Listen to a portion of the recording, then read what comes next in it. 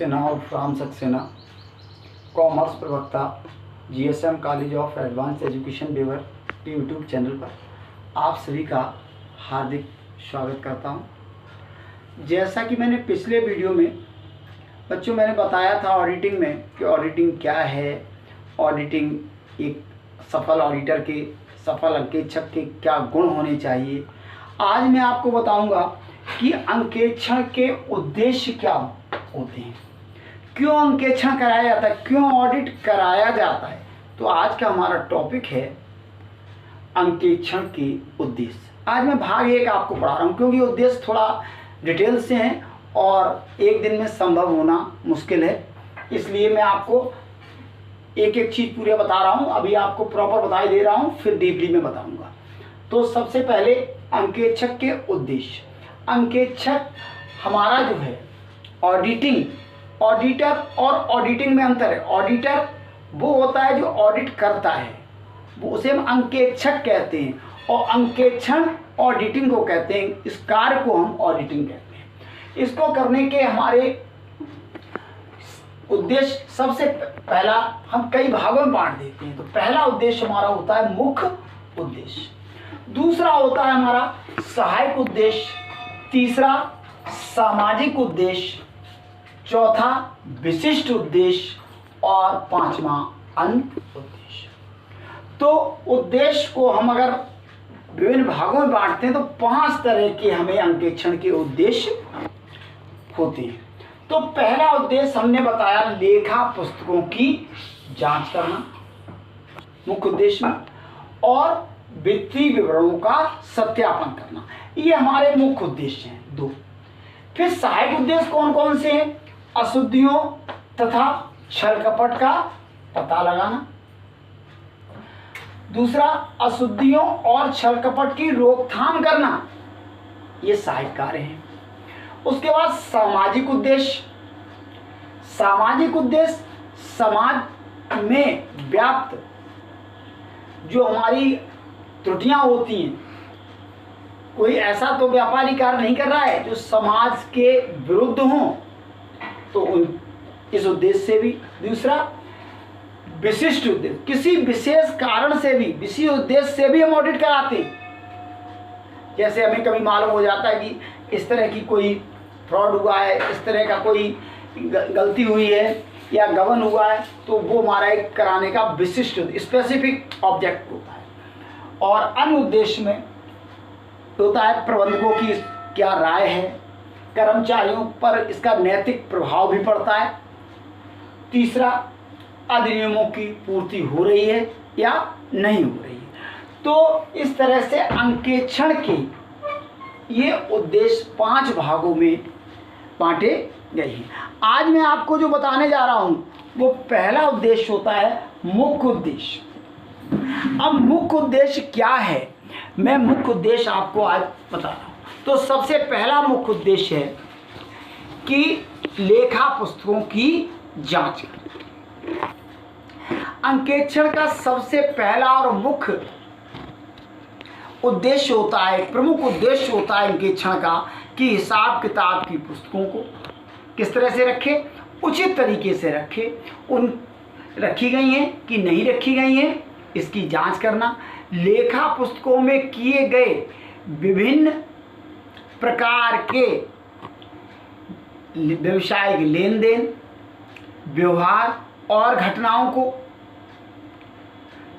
का मिलान करना, उनका प्रमाणन करना और आवश्यक दस्तावेजों से उनका मिलान करना भी प्रमुख उद्देश्य होता है। ऐसा माना जाता है कि पुस्तकों में किए गए प्रत्येक लेखे को प्रमाणित होना चाहिए अंकेक्षक के द्वारा, और प्रत्येक प्रमाण की प्रविष्टि पुस्तकों में होनी चाहिए। और अंकेक्षक का एक कर्तव्य है कि उन प्रमाण पत्रों का औचित्य, वैधता, सत्यता और विश्वसनीयता की जांच करें। AAS2 object and scope of audit of financial statement के अनुसार AAS2 object and scope of audit of financial statement के अनुसार अंकेक्षण का उद्देश्य अंकेक्षक को वित्तीय विवरणों के संबंध में अपनी राय प्रकट करने से है, जो प्रमाणित लेखाकर्म की नीतियों यानी पॉलिसीज, अभ्यास प्रैक्टिस और आवश्यक कानूनी आवश्यकताओं को ध्यान में रखकर बनाए गए। अंकेक्षण की राय को व्यवसाय की वित्तीय स्थिति और व्यापारिक परिणाम को सही और सत्य निर्धारित करने के लिए किया जाता है। तो अभी आपने देखा कि लेखा पुस्तकों की जांच करना और व्यवसायिक जो हमारी संस्था है उसको जांच करवाना ही हमारा प्रमुख उद्देश्य होता है। इससे हमारे लेन देन, हमारे दस्तावेजों की अच्छी तरह से जांच पड़ताल की जाती है। दूसरा, वित्तीय विवरणों का सत्यापन। दूसरा हमारा मुख्य उद्देश्य होता है वित्तीय विवरण।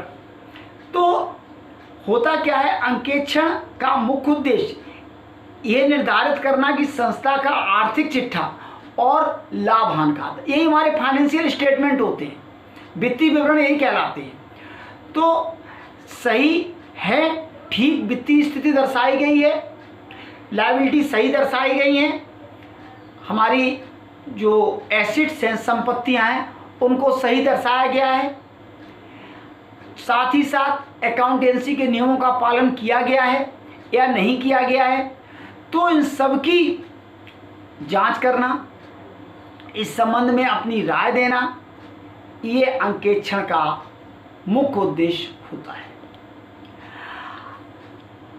वित्तीय विवरणों का अंकेक्षण, अंकेक्षक वित्तीय विवरणों की सत्यता और पूर्णता के संबंध में निष्पक्ष राय देने में सहायता प्रदान करता है। जो ऑडिटर होता है, अंकेक्षक, वो अपनी जो है सहायता देता है, निष्पक्ष राय देता है। वो किसी के, मैंने पिछले वीडियो में बताया था कि वो किसी के प्रेशर में कार्य नहीं करता है, वो निष्पक्ष होता है और जो कानून के अनुसार उचित होता है वही अपनी राय देता है। कंपनी अधिनियम की धारा 227, कंपनी अधिनियम की धारा 227 के अनुसार अंकेक्षक को राय प्रदान करनी होती है। कंपनी का चिट्ठा वित्तीय स्थिति को दर्शाता है, लाभ हानि खाता वित्तीय वर्ष में किए गए लेन देनों के आधार पर लाभ और हानि को दर्शाता है।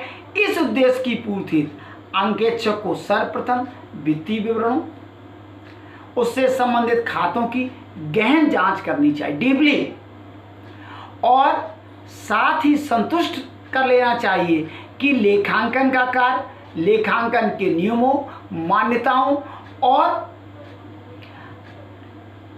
उसके अवधारणाओं और सामान्य लेखाकर्म के नियमों के अनुसार हुआ है, अन्यथा नहीं हुआ है। अतः वैधानिक आवश्यकताओं को ध्यान में रखकर किया गया है या नहीं किया गया है। अंकेक्षक को वित्तीय विवरणों और खातों की जांच करते समय स्वतंत्र पेशेवर राय को अपनाना चाहिए। किसी संस्था या कर्मचारियों के हित को ध्यान में नहीं रखना चाहिए।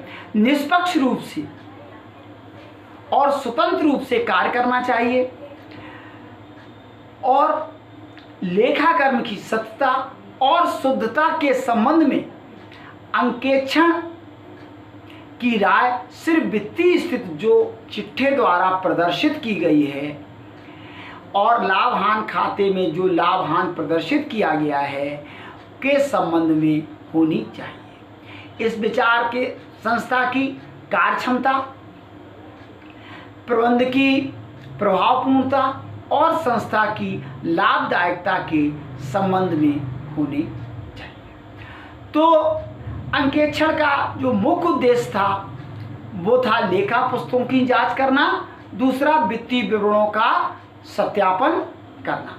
तो ये हमारा भाग 1 था। इसमें मैंने मुख्य उद्देश्य आपको बताए। कल मैं आपको सहायक उद्देश्य बताऊंगा और देखते रहिए मेरा अगला वीडियो। धन्यवाद।